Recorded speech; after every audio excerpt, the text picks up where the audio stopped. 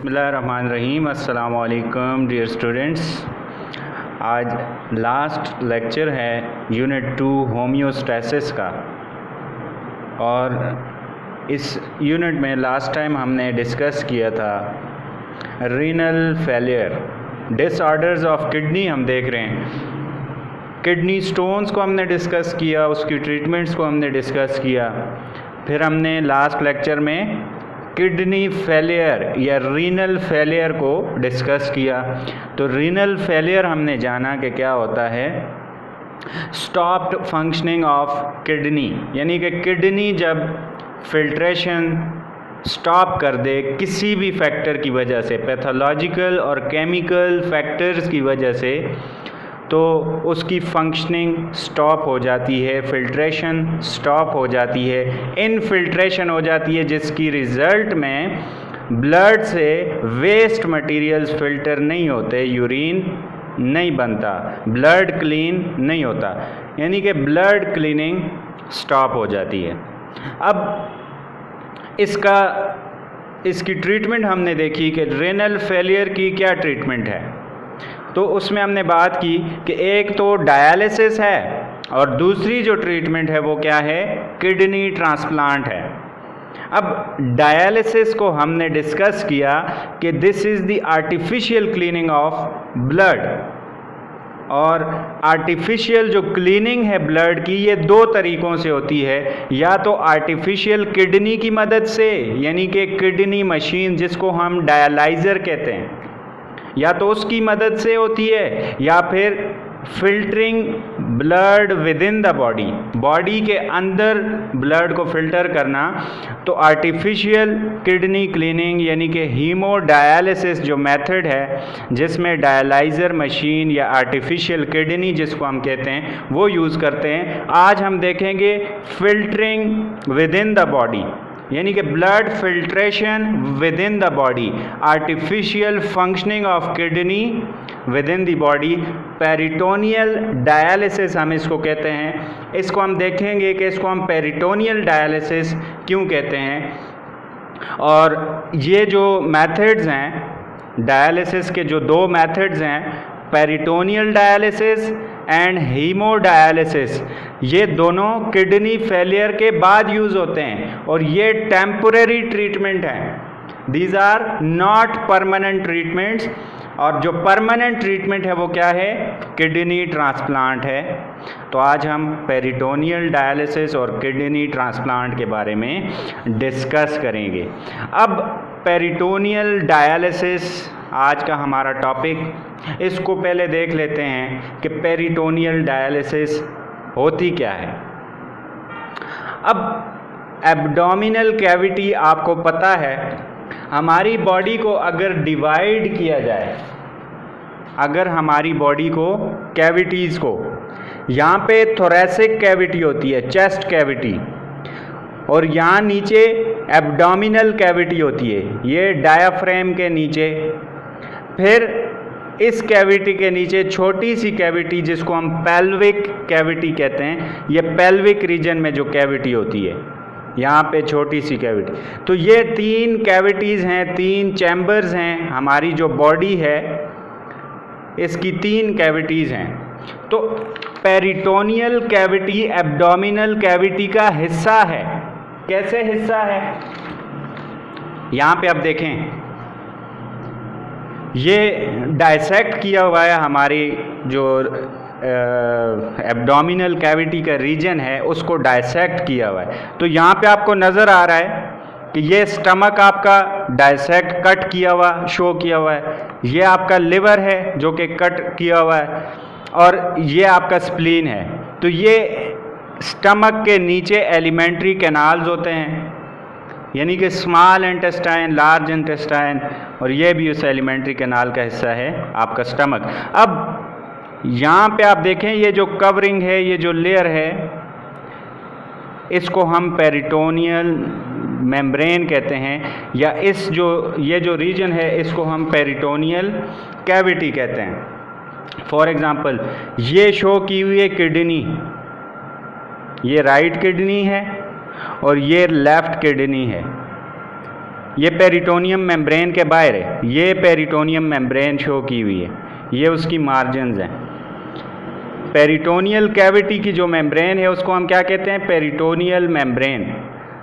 तो आप देखें एब्डोमेन के अंदर एक कैविटी है, यानी कि हमारी पेट की जो कैविटी है एब्डोमिनल कैविटी, उसके अंदर एक कैविटी है। ये पूरी एब्डोमिनल कैविटी आ गई, ये पूरी, और उसके अंदर ये वाला रीजन यहाँ से यहाँ तक।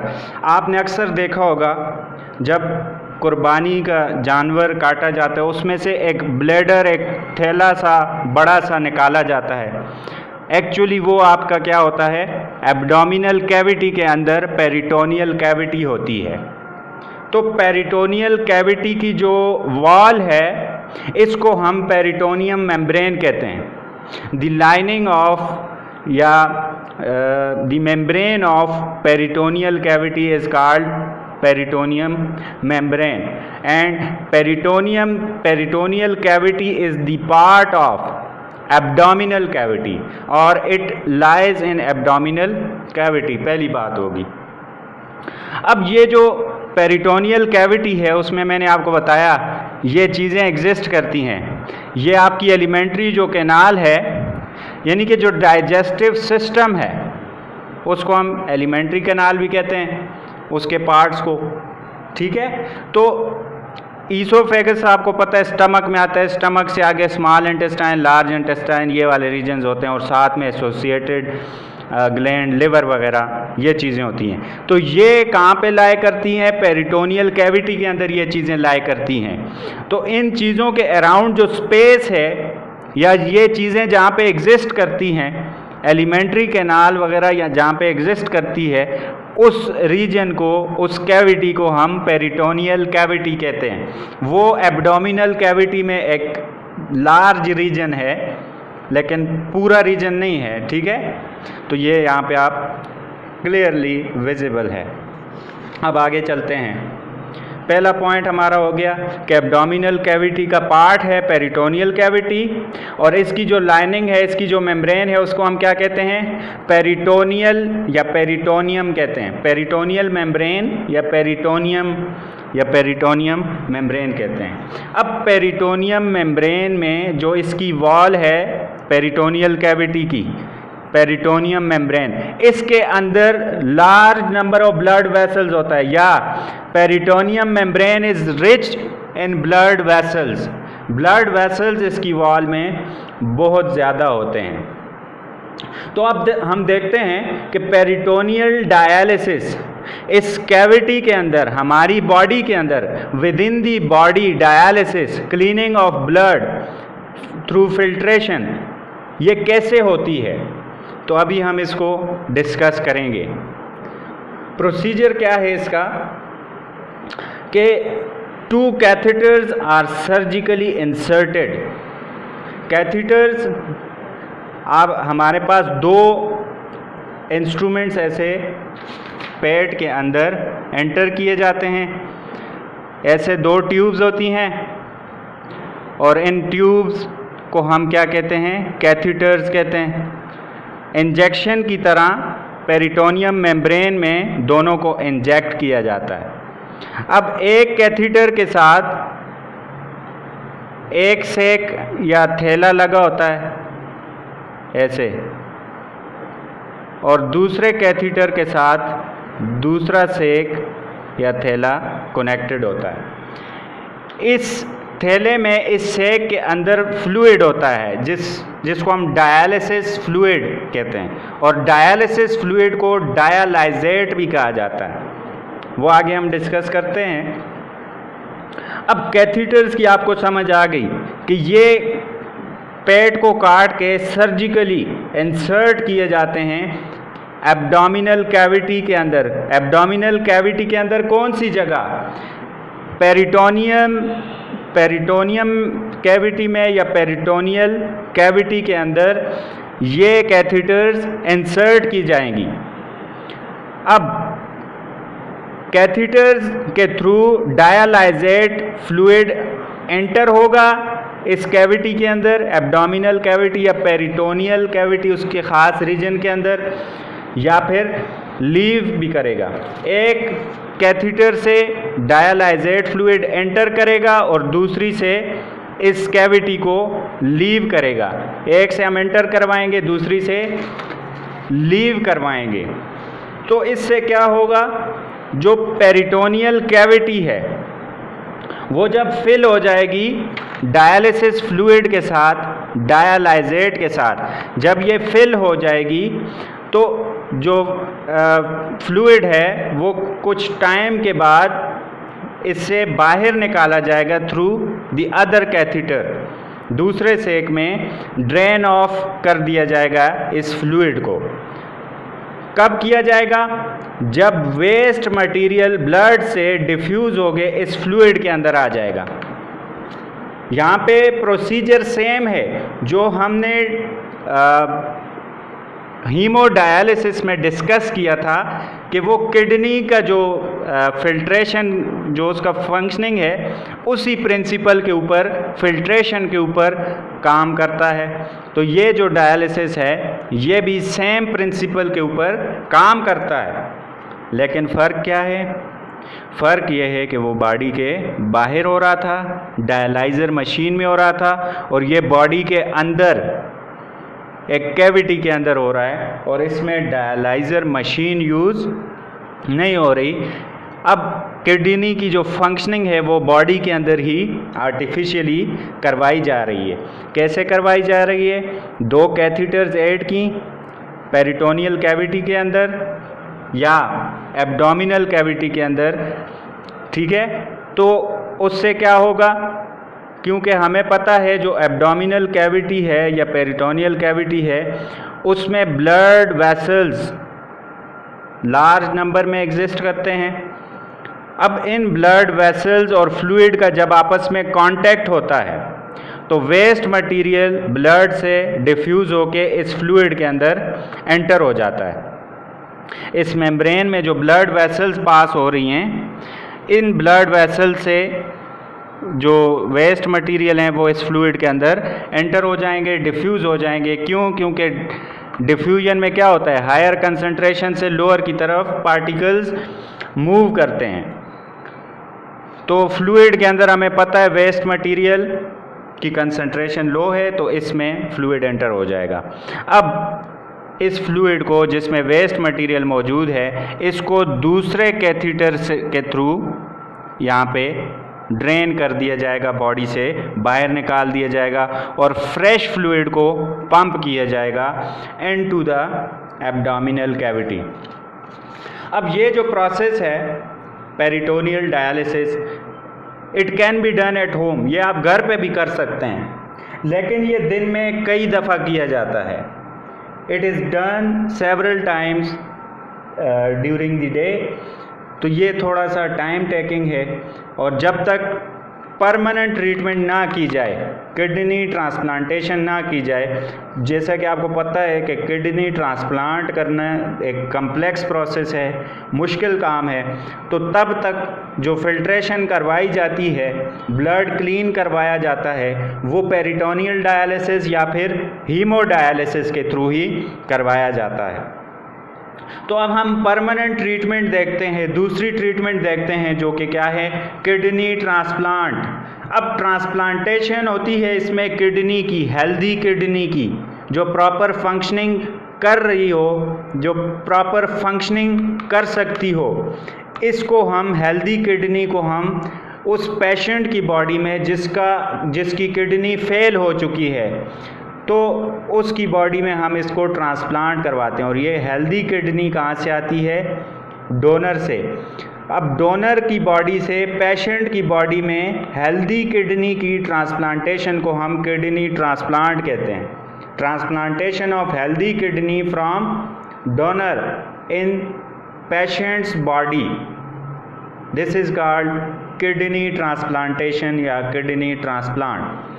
अब जो डोनर होता है वो डेड पर्सन, डिसीज्ड पर्सन भी हो सकता है और लिविंग पर्सन भी हो सकता है, लेकिन डिसीज्ड पर्सन ज़्यादा टाइम ना गुजरा हो उसके डिसीज़ होने में, उसकी डेथ काज होने में। इसके कुछ घंटे होते हैं, 6 से 10 घंटे, जब तक किडनी के सेल्स, टिश्यूज़ अलाइव रहते हैं, डेड नहीं हो जाते। तो इस किडनी को प्रिजर्व किया जाता है आर्टिफिशियल एनवायरनमेंट में, या फिर एकदम से ट्रांसप्लांट कर दिया जाता है, और फिर लिविंग पर्सन भी हो सकता है डोनर। अब जो डोनर और रिसिपिएंट है, यानी कि जो पेशेंट है जिसको किडनी चाहिए, जिसकी किडनी फेल हो चुकी है, उसके और डोनर के बीच में ये दो इम्पॉर्टेंट मैचेस होना बहुत ज़रूरी हैं। एक तो इनका ब्लड ग्रुप सेम होना चाहिए, ये रिलेटिव भी हो सकते हैं और रिलेटिव ना भी हों, तब भी क्या चीज़ें सेम होनी चाहिए किडनी डोनेट करने के लिए या किडनी ट्रांसप्लांटेशन के लिए? ब्लड ग्रुप सेम होना चाहिए। यानी कि पेशेंट का अगर ब्लड ग्रुप बी पॉजिटिव है या बी नेगेटिव है, तो डोनर का ब्लड ग्रुप भी बी पॉजिटिव या बी नेगेटिव होना चाहिए। और दूसरी चीज़ जो मैच करनी चाहिए वो है HLAs, human leukocytes antigens. Antigens are proteins present on the surface of white blood cells. इन दोनों का मैच करना ज़रूरी है। अगर मैच नहीं करेंगे, प्रोटीन्स मैच नहीं करेंगी, तो ये जब आप किडनी ट्रांसप्लांट करेंगे तो ये बॉडी रिजेक्ट कर देगी, क्योंकि उसके एंटीजेंस डिफरेंट हैं, और डिफरेंट एंटीजेंस को हमारी बॉडी एक्सेप्ट नहीं करेगी, बल्कि उस पर WBCs क्या करेंगे, अटैक करेंगे फॉरेन एंटीजेंस के ऊपर। तो इन एंटीजेंस का ह्यूमन ल्यूकोसाइट एंटीजेंस, क्योंकि ह्यूमंस के जो वाइट ब्लड सेल्स हैं इनको ल्यूकोसाइट्स कहा जाता है, बायोलॉजिकल नेम इनका क्या है, ल्यूकोसाइट्स। तो उसके ऊपर ये, उसकी सरफेस के ऊपर ये प्रोटीन्स होती हैं, इसीलिए इसका नाम क्या पड़ा, ह्यूमन ल्यूकोसाइट एंटीजेंस।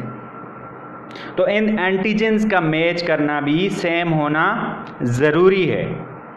तो किडनी ट्रांसप्लांटेशन और पेरिटोनियल डायलिसिस को हमने देखा। अब हम एक छोटा सा टॉपिक है आपकी बुक के एंड में, उसको देखते हैं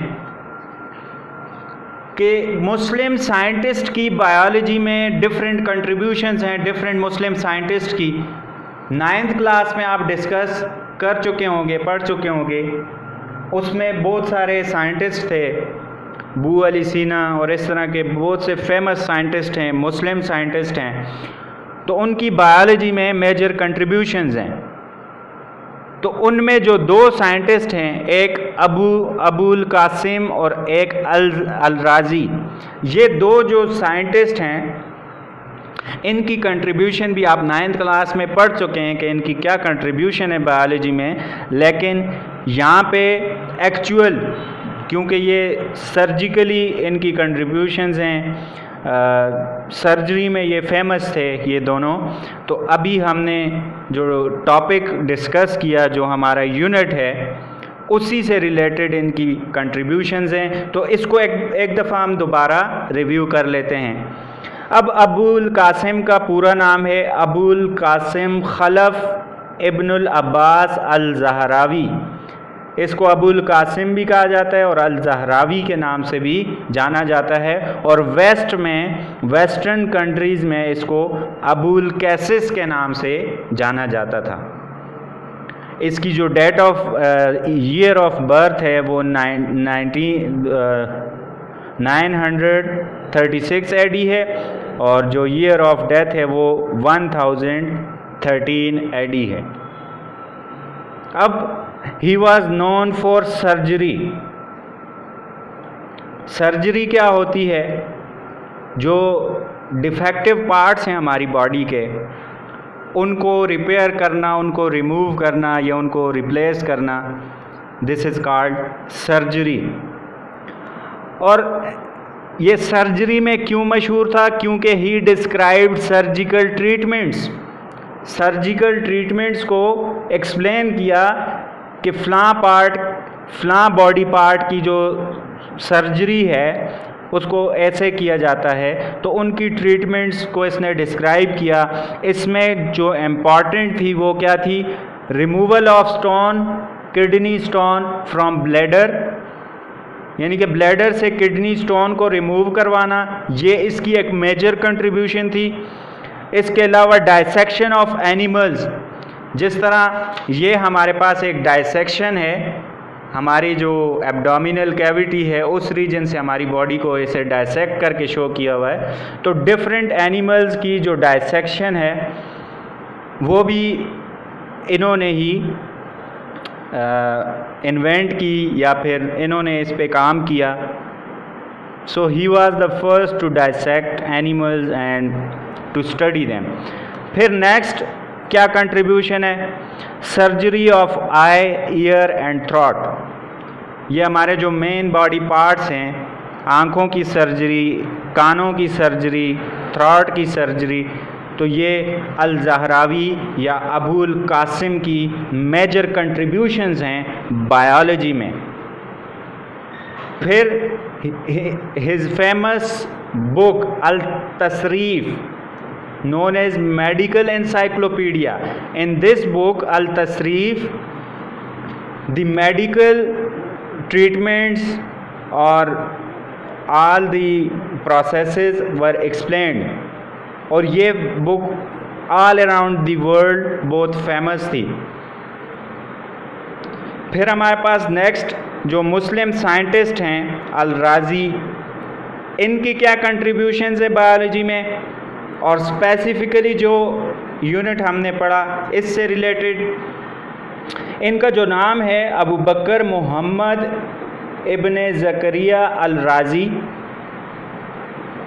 तो इनको शॉर्टली अल-राज़ी कहा जाता है।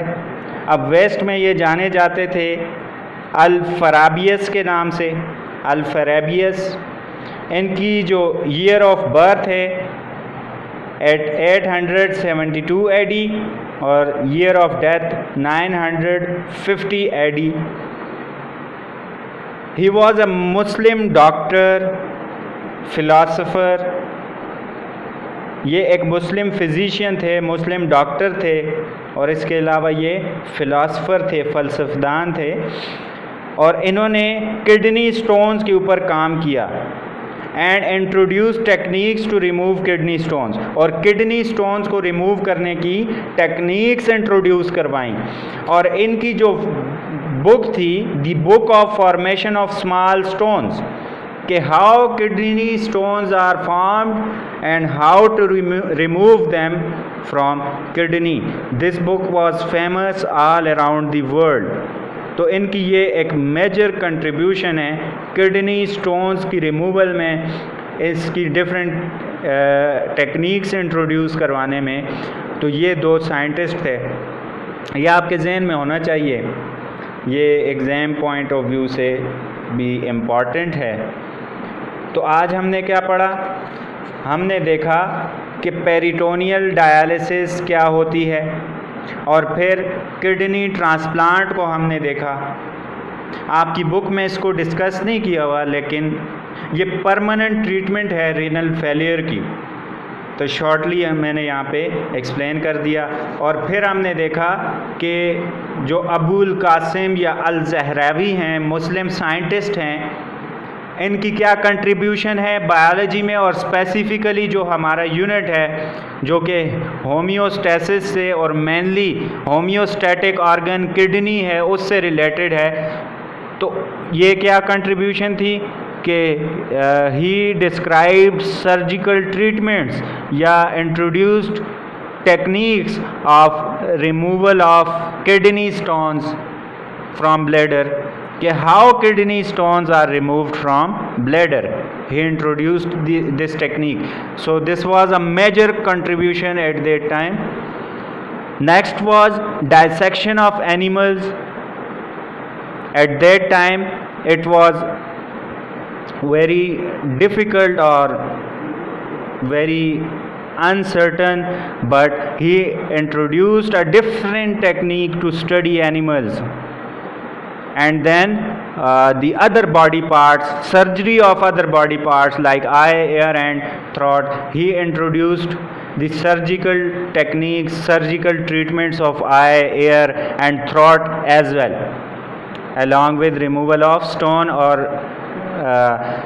surgery of urinary bladder or urinary system, as well as the surgery of other body parts he described. So it was major contribution of him, and his famous book is Al-Tasrif, rich of medical encyclopedia. Then Al-Razi, also known as Al-Farabius, he was a Muslim physician or doctor, philosopher, and he also worked on kidney stones and introduced techniques to remove these kidney stones, and his famous book was The Book of Formation of Small Stones. और यही आपका homework भी है कि explain the contributions of Abul Qasim and Al-Zahrawi in biology, and also discuss peritoneal dialysis.